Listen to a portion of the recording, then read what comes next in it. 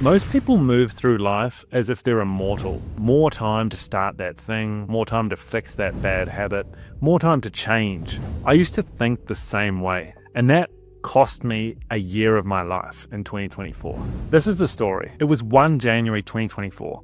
I was sitting in the Melbourne Botanical Gardens under a tree with my laptop, planning out the year, setting the goals. It was a new year and I had big goals: launch the business, build momentum, quit my job, make the jump. And I wrote the whole plan down. I even had monthly revenue targets. But here's where I fucked up. I thought I had time. And here's what actually happened in 2024.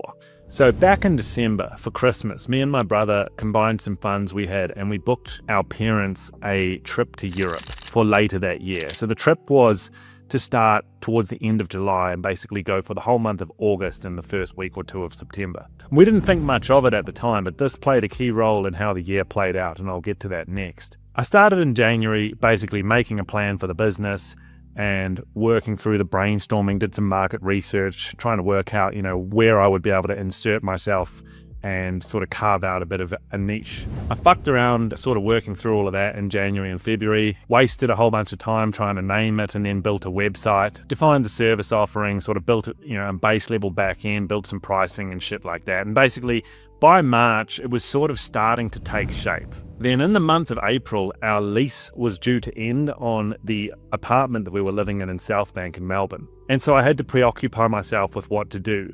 The landlord gave us a really shitty offer to increase our rent when we thought we were already paying above market rate. So we politely declined and started looking for better options. And we found a place down the road that was slightly more expensive, but significantly better, nicer, newer building. But I preoccupied myself with that whole search, looking for a new place, going to a bunch of inspections, applying, etc. And that wasted a lot of my bandwidth during April. So bear in mind this whole time, I'm working 9 to 5 full time, mostly in the office in Melbourne CBD. So I didn't have a lot of spare time. And the spare time I did have in April was going to this. Then May comes around and we move into the new place in the first week of May. And I'm like, cool, it's time now to launch this thing, because we're already 5 months into the year at this point and I still haven't done shit.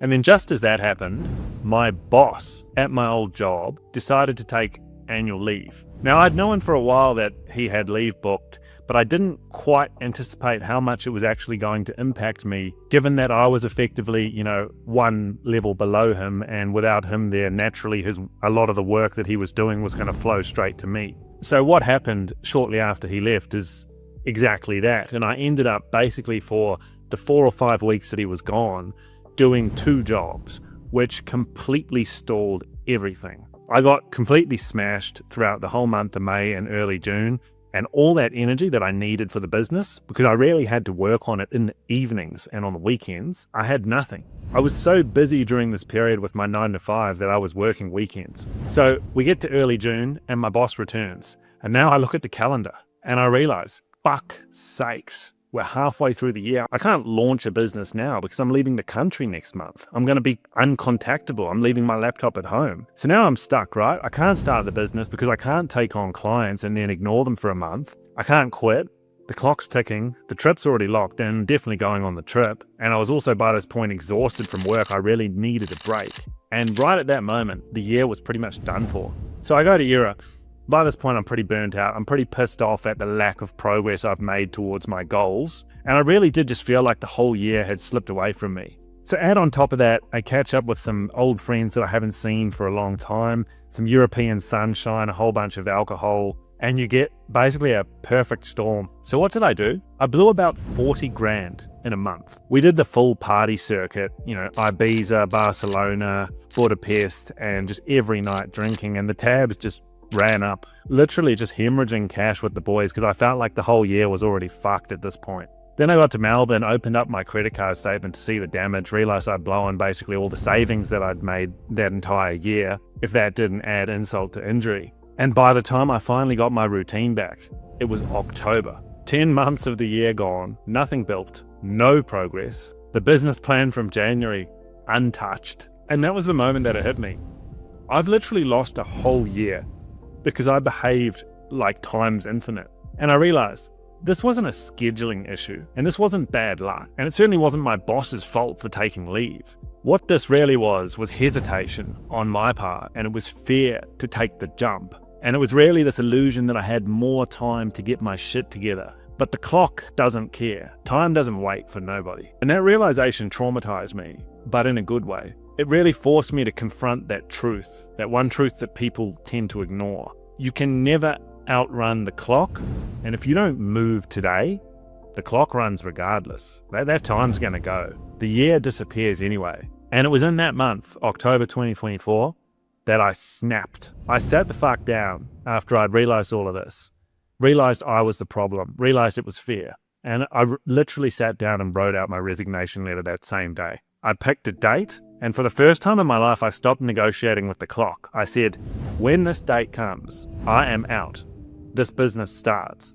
Otherwise, I'm fucked. And that was final. And I told myself, I don't care if my employer becomes a client or not. I don't care that I'm not ready. I don't care that I'm scared about it. And I don't care that I've already just blown my whole life savings in Europe on a bender. I'm leaving. I'm exiting corporate for good.